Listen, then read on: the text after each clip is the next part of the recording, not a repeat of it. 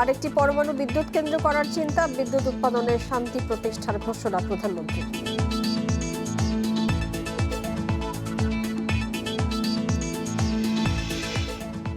School কলেজের শিক্ষার্থীরা পাবে ফাইজারের টিকা, হাতে আছে 60 লাখ ডোজ, তৈরি হচ্ছে অ্যাপ।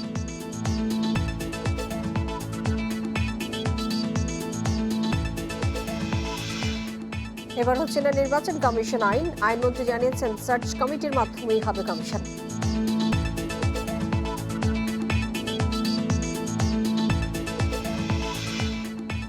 দেরিতে আসায় চিত্রনায়িকা পরীমণিকে সতর্ক করল আদালত, আত্মসমর্পণের পর পেলেন জামিন।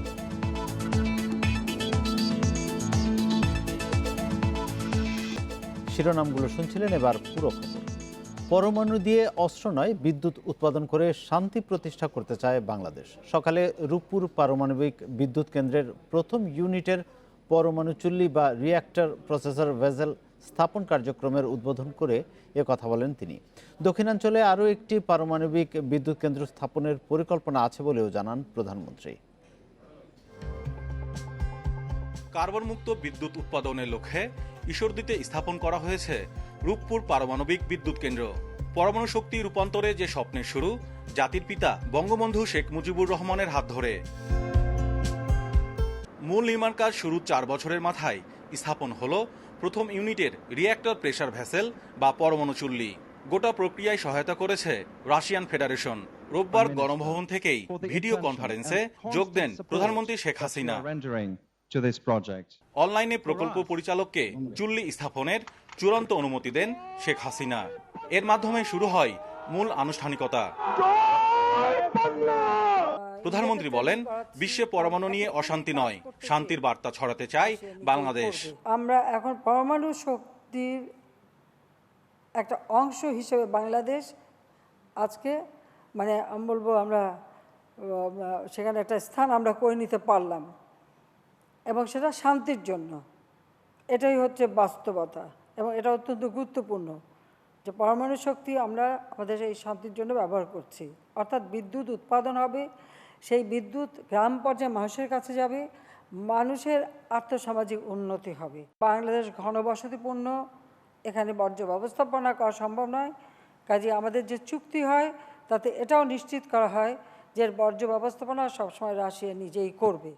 সময় মতোই এখানকার 2টি ইউনিট উৎপাদনে আসবে জানিয়ে শেখ হাসিনা বলেন, দেশের দক্ষিণে আরও একটি নিউক্লিয়ার পাওয়ার প্ল্যান্ট তৈরির পরিকল্পনা নিয়েছে আওয়ামী লীগ সরকার। যদি আমাদের এখানে আসলে খুব শক্ত মাটিওয়ালা জায়গা পাওয়া খুবই কঠিন দক্ষিণ অঞ্চলে, তারপরেও বিভিন্ন দ্বীপ বিভিন্ন জায়গা আমরা সার্ভে করছি যে আমাদের আরেকটা পাওয়ার প্ল্যান্ট আমরা করব।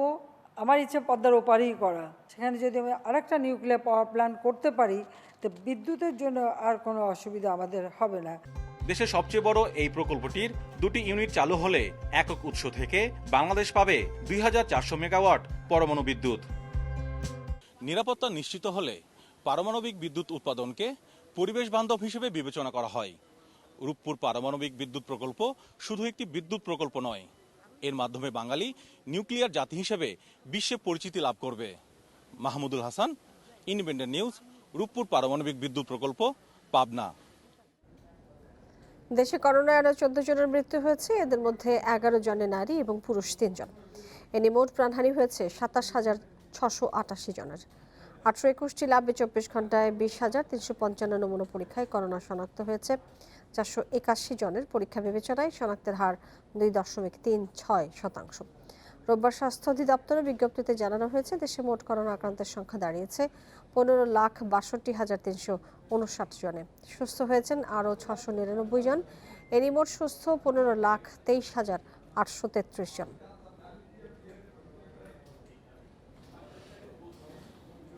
বারো থেকে 17 বছরের 30 লাখ শিক্ষার্থীকে টিকা দেওয়ার সিদ্ধান্ত নিয়েছে সরকার। বিশ্ব স্বাস্থ্য সংস্থার কাছ থেকে অনুমোদন পাওয়ার পরই এই সিদ্ধান্ত নেওয়া হয়। শিক্ষার্থীদের জন্য রাখা হচ্ছে ফাইজারের 60 লাখ ডোজ টিকা। নিবন্ধনের অ্যাপ তৈরির পরপরই শুরু হবে কর্মসূচি। স্বাস্থ্যমন্ত্রী জানান, ডিসেম্বরের মধ্যে দেশের 8 কোটি মানুষকে টিকা দেওয়া হবে। খুলেছে স্কুল, ক্লাস চলছে সীমিত আকারে। শিক্ষার্থীদের করোনা সংক্রমণের খবরও পাওয়া গেছে। তাদেরকে টিকা দেওয়ার পরিকল্পনা থাকলেও পর্যাপ্ত টিকা না থাকা ও বিশ্ব স্বাস্থ্য সংস্থার অনুমোদন না থাকায় সম্ভব হয়নি। সম্প্রতি সুইজারল্যান্ডের জেনেভায় বিশ্ব স্বাস্থ্য সংস্থার মহাপরিচালকের সঙ্গে বৈঠক করেছেন স্বাস্থ্যমন্ত্রী। তিনি জানান, শিক্ষার্থীদের শুধু ফাইজার ও মডার্নার টিকা দেওয়ার বিষয়ে সম্মতি পাওয়া গেছে। ফলে সরকারের হাতে মজুদ 60 লাখ ফাইজারের টিকার পরিকল্পনা বদলে গেল। এই টিকা এখন দেয়া হবে 12 থেকে 17 বছরের শিক্ষার্থীদের। 2 ডোজ মিলিয়ে 30 লাখ শিক্ষার্থী পাবে এই টিকা। ইমিডিয়েটলি শুরু করব, তার প্রস্তুতি চলছে। আমাদের হাতে এই টিকা 60 লক্ষ টিকা আছে ফাইজারের, এবং আরও 70 লক্ষ টিকার আমরা পেয়েছি, এই প্রতিশ্রুতি পেয়েছি। এই সবগুলো টিকাই আমরা আমাদের স্কুলের ছেলে মেয়েদেরকে 12 থেকে 17 বছর তাদেরকে দেওয়া হবে। স্বাস্থ্যমন্ত্রী আরও জানান, শিক্ষার্থীদের কিভাবে টিকা দেয়া হবে তা নিয়ে কাজ চলছে। তৈরি হচ্ছে নতুন অ্যাপ। আমরা জানি যে তাদের এনআইডি নাই, কিন্তু জন্ম সনদ তো আছে। আমরা জন্ম সনদের মাধ্যমে দিব, স্কুল থেকে তারা দিবে, স্কুল থেকে সার্টিফাই করবে, এই সব কিছু দেখেই আমরা দিব। এবং আমরা আমাদের যে আইসিটি মন্ত্রণালয়কেও বলে দিয়েছি যে তারাদের জানি নিবন্ধন করতে পারে সেই ব্যবস্থা করার জন্য, এবং নিবন্ধনের প্রক্রিয়া আরও বৃদ্ধি করতে বলেছি। দেশে এ পর্যন্ত করোনার টিকা এসেছে 7 কোটি 22 লাখ ডোজ। স্বাস্থ্যমন্ত্রী জানান, জানুয়ারির মধ্যে আরও আসবে 16 কোটি ডোজ টিকা। মার্চের মধ্যে টিকা দেয়া হবে 12 কোটি মানুষকে। Hasan Misbah, independent news, Dhaka.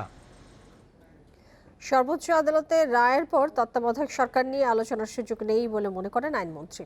তিনি আরও বলেন, 15 ফেব্রুয়ারির আগে নির্বাচন কমিশন আইন করা সম্ভব নয়, তাই এবারও সার্চ কমিটির মাধ্যমে গঠিত হবে কমিশন, আইন করা হবে পরের বার।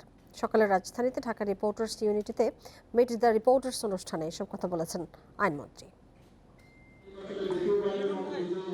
ঢাকা রিপোর্টার্স ইউনিটির নিয়মিত আয়োজন মিট দ্য রিপোর্টার্স। এবারের অতিথি ছিলেন আইন বিচার ও সংসদ বিষয়ক মন্ত্রী আনিসুল হক। শুরুতেই আওয়ামী লীগের সময়ে আইন বিচার ও সংসদ বিষয়ে নেওয়া নানা উদ্যোগ তুলে ধরেন মন্ত্রী। নির্বাহী, আইন ও বিচার বিভাগের স্বাতন্ত্র্য সমুন্নত রেখে সরকার কাজ করে যাচ্ছে বলেও দাবি করেন তিনি। প্রশ্নোত্তর পর্বে নির্বাচনকালে তত্ত্বাবধায়ক সরকার গঠনের দাবিকে সরাসরি নাকচ করেন আইনমন্ত্রী। কেয়ারটেকার গভর্নমেন্ট নিয়ে এখন কিন্তু আর তর্কের কোনো অবকাশ নাই। তার কারণ হচ্ছে বাংলাদেশের সুপ্রিম কোর্টের যে রায়, সেটা যখন আমরা মানি তখন আমরা নিজেদেরকে গর্বিত মনে করি। এখন ওনারা যদি সেটা না মানতে চান, আমার কিছু বলার নাই, কিন্তু রায় যেহেতু আদালতের হয়েছে সেই রায় থাকবে। প্রশ্ন ওঠে নির্বাচন কমিশন গঠনের জন্য আইন প্রণয়নের দাবি নিয়ে। মন্ত্রী জানান, করোনার সময়ে সব সদস্যের উপস্থিতিতে সংসদ অধিবেশন করতে না পারার কারণে এবার আর সময় হবে না। আইনটা করার প্রয়োজন এসছে, ঠিক আছে, আইন হবে, কিন্তু এর মধ্যে এই 15 ফেব্রুয়ারির মধ্যে এরকম আইন একটা করা সম্ভব নয়। 15 ফেব্রুয়ারি ওনাদের মেয়াদ শেষ হয়ে যাচ্ছে। সেই কারণেই আমি বলেছি এইবার এই সার্চ কমিটি এইটা দিয়ে এবার হবে, এবং তারপরে ইনশাল্লাহ আইনে চলে যাবে। আইনমন্ত্রী আরও বলেন, সার্চ কমিটির গ্যাজেট আইন না হলেও সবার মতামত নিয়ে রাষ্ট্রপতি যেহেতু এটি করেছেন, সেহেতু তা আইনের মতোই। শাহাদাত স্বপন, ইন্ডিপেন্ডেন্ট নিউজ, ঢাকা। নির্বাচন কমিশন গঠন, নির্বাচন প্রক্রিয়া নিয়ে সমঝোতা না হলে দেশে অরাজকতা ও প্রাণহানির শঙ্কা রয়েছে বলে মন্তব্য করেছেন নির্বাচন কমিশনার মাহবুব তালুকদার। দুপুরে নির্বাচন কমিশন ভবনে সংবাদ সম্মেলনে তিনি এ মন্তব্য করেন। বলেন, 50 বছরের সংবিধান অনুযায়ী নির্বাচন কমিশন আইন প্রণয়ন হয়নি। সঠিক সময়ে নির্বাচন কমিশন গঠন আইন প্রণয়ন করা জরুরি বলেও মন্তব্য করেন তিনি। নির্বাচন কমিশন গঠন আইন করতে সরকার ব্যর্থ হয়েছে বলেও মন্তব্য করেন মাহবুব তালুকদার। এছাড়া ভোটারদের নির্বিঘ্নে ভোট দিয়ে বাড়ি ফেরা নিয়েও শঙ্কা প্রকাশ করেন তিনি।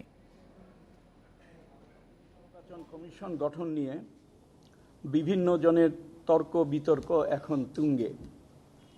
গত 50 বছরের সংবিধান অনুযায়ী নির্বাচন কমিশন নিয়োগের আইন প্রণয়ন করা হয়নি।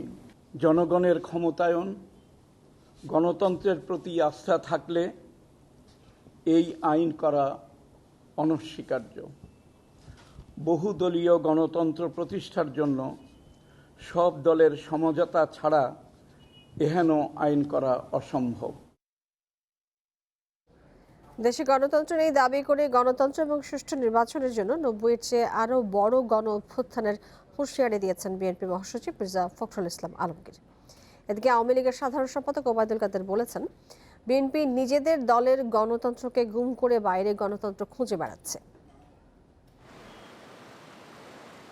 দ্বাদশ সংসদ নির্বাচন সামনে রেখে পাল্টাপাল্টি বক্তব্য দিচ্ছেন প্রধান দুই দল আওয়ামী লীগ ও বিএনপি নেতারা। রোববার জাতীয় প্রেস ক্লাবে এক অনুষ্ঠানে বিএনপি মহাসচিব দাবি করেন, বর্তমান সরকার অবৈধভাবে ক্ষমতায় টিকে আছে। দ্বাদশ সংসদ নির্বাচনের আগে এ সরকারকে হটিয়ে নিরপেক্ষ সরকারের অধীনে নির্বাচনের দাবি আদায় করা হবে। আরো একটি গণ অভ্যুত্থান ঘটাতে হবে। এই হাসিনাকে সরিয়ে নিরপেক্ষ নির্বাচন কমিশনের পরিচালনায় একটি নির্বাচন দিতে হবে, যে নির্বাচনে জনগণ তাদের পছন্দ মতো সরকার তৈরি করবে, পার্লামেন্ট তৈরি করবে। অপরদিকে আওয়ামী লীগ সাধারণ সম্পাদক বলছেন, বিএনপি নেতারা প্রকাশ্যে যা বলেন তা করেন না। দলীয় সরকারের অধীনেই বিএনপি আগামী নির্বাচনে অংশ নেবে বলে তার বিশ্বাস। বিএনপির হটকারিতা এবং নিজের নাক কেটে পরে যাত্রাভঙ্গের যে অপরাজনীতি, তাতে কোনো ফল অতীতে আসেনি, ভবিষ্যতেও আসবে বলে জনগণ মনে করে না। মুখে তারা যতই বলুক, নির্বাচনে তারা আসবে। দলের ক্ষয়িষ্ণু অস্তিত্ব রক্ষা এবং সমর্থক কর্মীদের রোষানল থেকে বাঁচতে হলে নির্বাচনে তাদের আসতেই হবে। বিএনপি অগণতান্ত্রিক উপায়ে ক্ষমতায় যেতে পথ খুঁজছে বলেও জানান ওবায়দুল কাদের। বিএনপির আত্মশুদ্ধি প্রয়োজন। মাহমুদ শরীফ, ইন্ডিপেন্ডেন্ট নিউজ, ঢাকা। মাদক মামলায় হাজিরা দিতে দেরি করে আসায় পরিমণিকে সতর্ক করেছে আদালত, তবে আত্মসমর্পণের পর পেয়েছেন জামিন। আর অভিযোগপত্র গ্রহণ করে তার মামলাটি বিচারিক আদালতে পাঠানোর নির্দেশ দিয়েছেন ঢাকার chief metropolitan magistrate Satyabrata Sikder. Banani থানার মাদক মামলায় তদন্ত প্রতিবেদন দাখিল পর্যন্ত জামিনে ছিলেন পরিমণি। বিচারিক আদালতের নিয়মানুযায়ী সকালেই হাজিরা দিয়ে করতে হয় জামিন আবেদন। তবে 1.5 ঘন্টার বেশি অপেক্ষার পর দুপুর 12টায়ও তিনি না এলে সময় আবেদন করেন তার আইনজীবী। পরে শুনানির সময় ঠিক হয় দুপুর 2:30টায়। বেলা 1:30টার দিকে আদালতে হাজির হন পরিমণি ও তার 2 সহযোগী দীপু ও কবির হোসেন। পরে অভিযোগপত্র গ্রহণ করে মামলাটি পাঠানো হয় বিচারিক আদালতে। একই সঙ্গে জামিন পান পরিমণি। তবে সময়মতো হাজির না হওয়ায় তাকে সতর্ক করা হয়েছে। আর আদালত উভয় পক্ষ, তারা আসামি পক্ষ তো শুনেছে, শুনে তার জামিনটা দিয়েছে এবং যেহেতু চার্জশিট এসছে, এই মামলাটা এখন বিচারের জন্য অন্য আদালতে বদলি হবে। আমি 1টার সময় আদালতে এসেও সেখানে আসামি উপস্থিত ছিল না এবং সেখানে কোনো তাকে যে ফ্রেশ জামিন নিতে হবে সে কোনো জামিনের দরখাস্ত ছিল না। আসামি পক্ষকে এটা বলা হয়েছে যে ভবিষ্যতে যদি এই ধরনের না হয় সেটা আপনারা লক্ষ্য রাখবেন। সড়কে যানজটের কারণে পরিমণির আদালতে আসতে দেরি হয়েছে বলে জানান তার আইনজীবী। এ সময় অসুস্থ হয়ে পড়েন পরিমণি। পরিমণি প্রচন্ড গরমে আজ কয়েকদিনই একটু অসুস্থ ছিল। আজকে বিজ্ঞ আদালতে খুব সাফোকেটিং পরিবেশ থাকায় সবাই ভিড় জমায়, যার কারণে একটু অসুস্থ হয়ে পড়ে। উনি বাসা থেকে যখন বের হওয়ার পর অনেক জ্যামে পড়ে যাওয়ায় একটু লেট হয়ে গেছে। এছাড়া পরিমণির বিরুদ্ধে দেয়া মাদক মামলার অভিযোগপত্রের নকলের কপির জন্য তার আইনজীবীরা আবেদন করলেও তা খারিজ করে আদালত। জান্নাতুল ফেরদাউস তানভি, ইন্ডিপেন্ডেন্ট নিউজ, ঢাকা।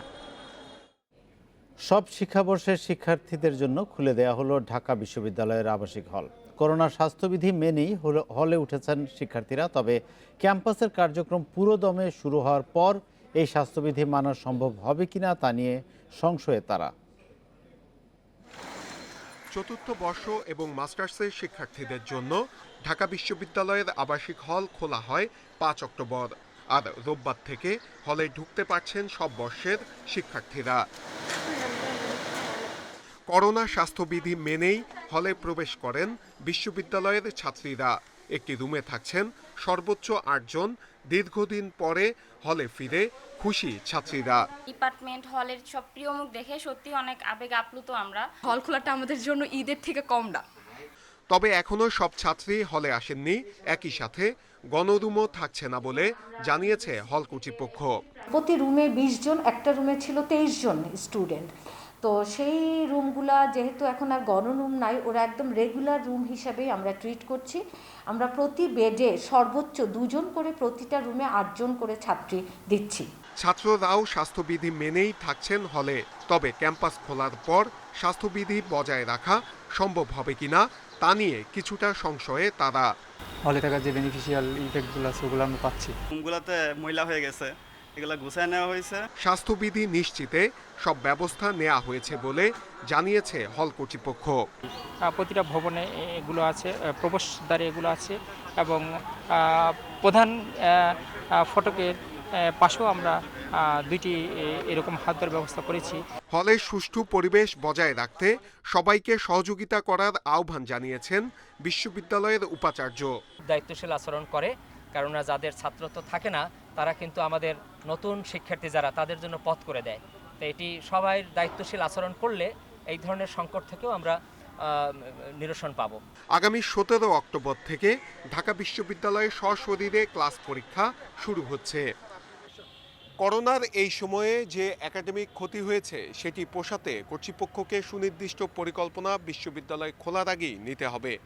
সেই সঙ্গে শিক্ষার্থীরা যাতে কোনো ধরনের ভোগান্তিতে না পড়ে সেদিকেও নজর রাখার আহ্বান সংশ্লিষ্টদের। নূরে আলম, ইন্ডিপেন্ডেন্ট নিউজ, ঢাকা। বিস্ফোরক চিহ্নিতকরণ মেশিন বন্ধ থাকায় এখনও পণ্য জট কমেনি ঢাকার শাহজালাল আন্তর্জাতিক বিমানবন্দরের কার্গো ভিলেজে। কোনো রপ্তানি পণ্য পাঠাতে 2 দিন বা তারও বেশি সময় লাগছে, এতে চরম ভোগান্তিতে রপ্তানিকারকরা। তবে বিমানবন্দরের নির্বাহী পরিচালকের দাবি, রোববার দুপুরে একটি ইডিএস মেশিন সচল হয়েছে, শিগগিরই কমবে পণ্য জট। রোববার দুপুর ঢাকা বিমানবন্দরের কার্গো ভিলেজের দৃশ্য এটি। রপ্তানিমুখী পণ্য নিয়ে দীর্ঘ সারিতে অপেক্ষায় এসব গাড়ি। যদিও কথা ছিল অগ্রাধিকার ভিত্তিতে এসব পণ্য ঢুকবে কার্গো ভিলেজে, তারপর ইডিএস মেশিনে দ্রুত পরীক্ষার পর উঠবে কার্গো বিমানে, কিন্তু ভেতরে ও বাইরে জট। ফ্রেট ফরওয়ার্ড ও সিএন্ডএফ এজেন্টরা জানিয়েছেন, একদিকে রপ্তানির চাপ বেড়েছে, আবার স্ক্যানার নষ্ট। এতে কোনো পণ্য পাঠাতে অপেক্ষা করতে হচ্ছে 2 দিন বা তারও বেশি। এখনো একই অবস্থা, জট এখনো খোলেনি। এখন আমরা যে স্ক্যানিং করি, স্ক্যানিং মেশিন একটা এখনো ঠিক হয় নাই। ওয়ারহাউসের ভিতরে একটা মানুষ এখন কাজ করার মতো কোনো পরিবেশ নেই আর কি। একটা ট্রলি ঢুকবে, তাই কে কোন সময় অ্যাক্সিডেন্ট হয় এটাও বলা যায় না। আর ওরকম প্রসেস নেই, বিদায় ওদের এখানে জ্যাম লেগে থাকে, যে একটা গাড়ি ঢোকাইতে 2 দিন সময় লাগে। স্ক্যানার নষ্ট থাকায় বাংলাদেশের পণ্য নিতে চাচ্ছেন না আমদানিকারকরা, এমন অভিযোগ পেয়ে 29 সেপ্টেম্বর কার্গো ভিলেজ পরিদর্শন করেন প্রধানমন্ত্রীর বেসরকারি শিল্প ও বিনিয়োগ উপদেষ্টা সালমান এফ রহমান। তাকে জানানো হয় পুরনো ইডিএস মেশিন 2টি অচল, আর নতুন 2টি চালু করা যায়নি। এতে তৈরি হয়েছে অচল অবস্থা। এর 10 দিন পর একটি ইডিএস সচল হয়েছে দাবি করেছেন বিমানবন্দরের নির্বাহী পরিচালক। নতুন 2টা আমাদের সবকিছু বসানো আছে, কিন্তু ওই যে ইউরোপিয়ান ইউনিয়ন থেকে এসে ওরা সার্টিফাই করে দিয়ে যায়, ভ্যালিডেশন করে দিয়ে যায়, সেটা এখনো করা হয় নাই। তারা আসবে হলো আপনার এই মাসের 14 তারিখে আসবে, আসার পরে 20 তারিখ পর্যন্ত তারা ইন্সপেকশন করবে। কার্গো পরিস্থিতির উন্নয়নে রোববার বিকেলে বিমান প্রতিমন্ত্রীর সঙ্গে সচিবালয়ে বৈঠক করেন বিজিএমইএ নেতারা। চলমান পরিস্থিতিতে উদ্বেগ জানান তারা। নতুন ইডিএস মেশিন 2টি দ্রুত চালু করার তাগিদ দেন বিজিএমইএ নেতারা। Ruhul Amin, independent news, Dhaka. ভোক্তা পর্যায়ে এলপি গ্যাসের দাম সমন্বয় করেছে বাংলাদেশ এনার্জি রেগুলেটরি কমিশন। বেসরকারি খাতে 12 কেজি সিলিন্ডারের দাম বাড়িয়ে 1259 টাকা করা হয়েছে, যা 10 অক্টোবর থেকে কার্যকর হবে। তবে সরকারি খাতের 12.5 কেজি এলপিজির দাম অপরিবর্তিত রাখা হয়েছে। অক্টোবর মাসের এলপিজির দাম নির্ধারণ করতে রোববার রাজধানীর কারওয়ান বাজারে বিইআরসির শুনানি কক্ষে সংবাদ সম্মেলনের আয়োজন করে জ্বালানি খাতের নিয়ন্ত্রক সংস্থা Bangladesh energy regulatory commission BERC. সংবাদ সম্মেলনে বিইআরসির চেয়ারম্যান জানান, বেসরকারি খাতে 12 কেজি সিলিন্ডারের এলপিজি মূল্য মূসকসহ 1033 টাকা থেকে বাড়িয়ে 1259 টাকা করা হয়েছে। এটি ভোক্তা পর্যায়ে সর্বোচ্চ বিক্রয় মূল্য, যা কার্যকর হবে 10 অক্টোবর থেকেই। তবে উৎপাদন পর্যায়ে ব্যয় পরিবর্তন না হওয়ায় রাষ্ট্রায়ত্ত কোম্পানির এলপিজির দাম পরিবর্তন হয়নি। সরকারি 12.5 কেজি এলপিজির দাম আগের 591 টাকাই থাকছে। এটা আমদানিকৃত মূল্য 12 কেজিতে 158 টাকা বৃদ্ধি পেয়েছে। শুধুমাত্র সৌদি সিপির কারণে। এর সঙ্গে আমাদের জাহাজ ভাড়া, তারপরে ওই মূসকের পার্সেন্টেজ বিবেচনা করে বিএটি আর কি, ব্যাট এবং ট্যাক্স যোগ করলে এটা ওই সৌদি সিপির মূল্যের সঙ্গে এটা পরিবর্তন হয়, আরও 13 টাকা যোগ হয়ে গেছে। গাড়িতে ব্যবহৃত এলপিজির নতুন দামও লিটার প্রতি 50 টাকা 56 পয়সা থেকে বাড়িয়ে 58 টাকা 68 পয়সা নির্ধারণ করা হয়েছে। বিশ্ববাজারে এলপিজির দাম বেড়ে যাওয়ায় দাম সমন্বয় করার দাবি বিইআরসির চেয়ারম্যানের। 143 টাকা পেতেন 12 কেজিতে একজন অপারেটর, এখন এটা পাচ্ছেন 185 টাকা 88 পয়সা। অর্থাৎ এটা আমরা যদি সার্বিক বিবেচনা করি মূসক সহ, তাইলে সেটা 59 টাকা বৃদ্ধি পেয়েছে পূর্বের রেট যেটা ছিল। তাইলে সৌদি সিপি যোগ করলে দেখবেন সেটা দাঁড়িয়েছে গিয়ে 1259 টাকা। বাজারে এলপিজির নতুন দাম কার্যকরের বিষয়ে জেলা প্রশাসন, ভোক্তা অধিকার সংরক্ষণ অধিদপ্তর সহ সংশ্লিষ্ট সরকারি দপ্তরগুলোর সহযোগিতা চেয়েছে BERC. Shamim Ahmed, independent news, Dhaka. জঙ্গিরা অনলাইনে সক্রিয় দাবি করে দুর্গাপূজায় হামলার আশঙ্কা করছে পুলিশ। ডিএমপি কমিশনার জানিয়েছেন, রাতে মণ্ডপে হামলার পরিকল্পনার প্রচারণা চালানো হচ্ছে। সকালে রাজধানীর ঢাকেশ্বরী মন্দিরে পরিদর্শন শেষে তিনি এই কথা বলেছেন। এদিকে পূজা উদযাপন কমিটি বলছে, করোনার কারণে এবার উৎসব নয়, শুধু পূজায় সীমাবদ্ধ থাকবে সব আয়োজন। সোমবার শারদীয় দুর্গাপূজার মহাষষ্ঠী। মণ্ডপে মণ্ডপে আয়োজন শেষ, পুরোপুরি প্রস্তুত দেবী দুর্গাকে স্বাগত জানাতে। এবার দেবী আসবেন ঘোড়ায় আর যাবেন দোলায়। রোববার রাজধানীর ঢাকেশ্বরী মন্দিরের নিরাপত্তা ব্যবস্থা পরিদর্শনে যান ডিএমপি কমিশনার মোহাম্মদ শফিকুল ইসলাম। পরে সংবাদ সম্মেলনে তিনি বলেন, পূজাকে কেন্দ্র করে জঙ্গিরা অনলাইনে সক্রিয়, তাই দুর্গাপূজায় হামলার আশঙ্কা উড়িয়ে দেওয়া যাচ্ছে না। একাকী উৎসাহী হয়ে হামলা চালানো, সেটার জন্য তারা অনবরত পোস্ট দিয়ে যাচ্ছে এবং বিশেষ করে তারা অনুরোধ করছে যে রাত্রেবেলা তোমরা যখন পুলিশ থাকবে না, মানুষজন কম থাকবে, সেই সময়টা বেছে নাও। হ্যাঁ, যে কোনো একটা মণ্ডপে হামলার জন্য মানে তোমরা তৈরি হও। এই ধরনের নানাবিধ প্রচারণা তারা চালাচ্ছে, কিন্তু তাদের প্রচারণায় কেউ উদ্বুদ্ধ হয়ে কোনো কিছু করছে এরকম কোনো তথ্য আমাদের কাছে। এদিকে পূজা উদযাপন কমিটি জানায়, এবার সারা দেশে 32,000-এর বেশি আর ঢাকা মহানগরে 238টি মণ্ডপে দুর্গাপূজা হচ্ছে। তবে এবারও করোনা সতর্কতায় পূজায় আরতি বা সাংস্কৃতিক অনুষ্ঠান থাকবে না, হবে শুধু সাত্ত্বিক পূজা। বলছি যে কোনো এই ধরনের বাজনা টাজনা, এই জাতীয় উৎসব জাতীয় জিনিস সেটা হবে না, শুধু সাত্ত্বিক পূজা, তার অঞ্জলি দিতে পারবে। যারা বয়স্ক এবং করোনার টিকা নেননি তাদের পূজা মণ্ডপে না আসার অনুরোধ জানানো হয়েছে। আল আমিন হোসেন, ইন্ডিপেন্ডেন্ট নিউজ, ঢাকা। চীনের একীভূত করার ঘোষণা প্রত্যাখ্যান করে কোনো শক্তির সামনে মাথা নত না করার হুঁশিয়ারি দিয়েছে তাইওয়ান। রোববার তাইওয়ানের জাতীয় দিবসের অনুষ্ঠানে এই কথা বলেছেন প্রেসিডেন্ট সাই ইং-ওয়েন। পাশাপাশি চীনকে উস্কানিমূলক পদক্ষেপ নেওয়া বন্ধ করারও আহ্বান জানিয়েছেন তিনি। হঠাৎ করে বিশ্ব রাজনীতির আলোচনার কেন্দ্রে চীন তাইওয়ান সম্পর্ক। 1 অক্টোবর তাইওয়ানের আকাশ প্রতিরক্ষা অঞ্চলে প্রবেশ করে চীনের যুদ্ধ বিমান। এখন পর্যন্ত চীন 1.5 শতাধিক বিমান পাঠিয়েছে বলে অভিযোগ তাইওয়ানের। এই ঘটনায় ব্যাপক টানাপোড়েন দেখা দিয়েছে দুই দেশের সম্পর্ক।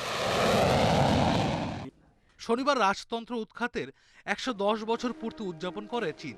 সেখানে প্রেসিডেন্ট শি জিনপিং বলেন, তাইওয়ানকে আবারও চীনের সঙ্গে একীভূত করা হবে। তবে যুদ্ধ নয়, শান্তিপূর্ণভাবেই এই কাজ করা হবে বলে জানান তিনি। এক দেশ দুই ব্যবস্থা নীতির অধীনে তাইপেকে একীভূত করতে চান জিনপিং। শান্তিপূর্ণভাবে তাইওয়ানকে চীনের সঙ্গে একীভূত করা হবে। তাইওয়ানের স্বাধীনতা, বিচ্ছিন্ন মাতৃভূমির পুনর্মিলন অর্জনের ক্ষেত্রে বড় বাধা। শান্তিপূর্ণ এই পুনর্মিলন তাইওয়ানের জনগণের সামগ্রিক স্বার্থ পূরণ করবে।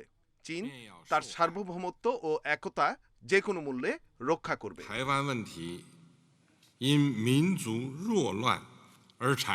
তবে চীনের চাপের মুখে কখনোই মাথা নত না করার স্পষ্ট ঘোষণা দিয়েছেন তাইওয়ানের প্রেসিডেন্ট সাই ইং-ওয়েন।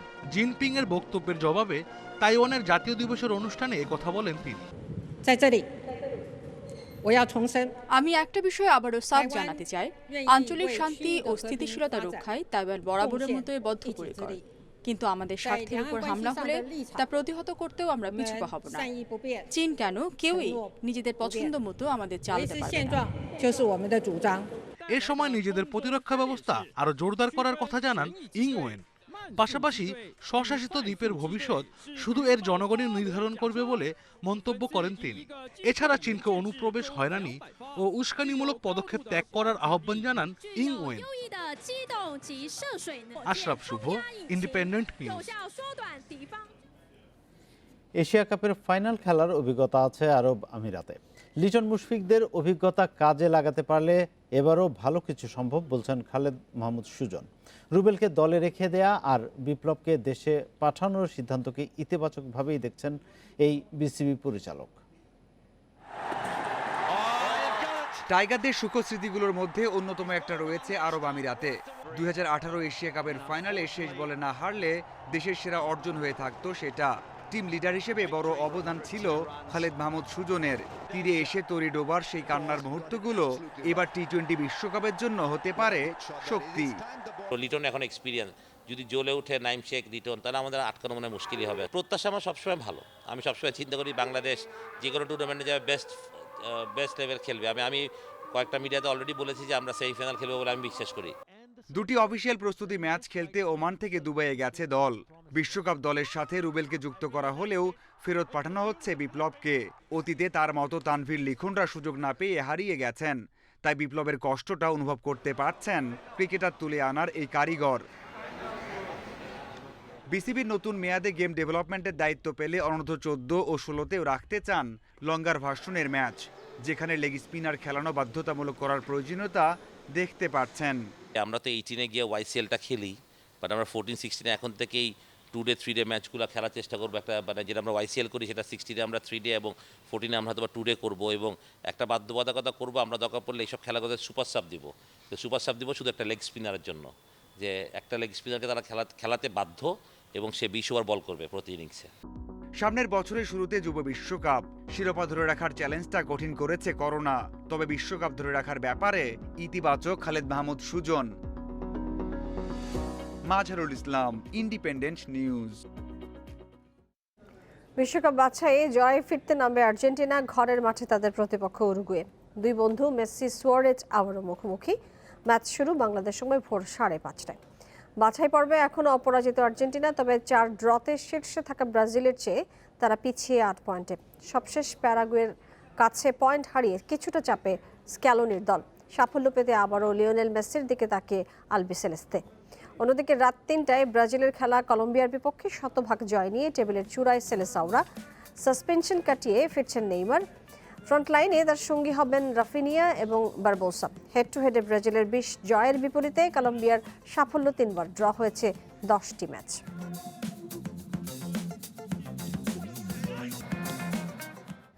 আর এই ছিল আজকের সংবাদ সন্ধ্যায়। সব খবর আরো বিস্তারিত জানতে চোখ রাখুন ফেসবুক, ইউটিউব এবং টুইটারে। সাথে থাকার জন্য ধন্যবাদ।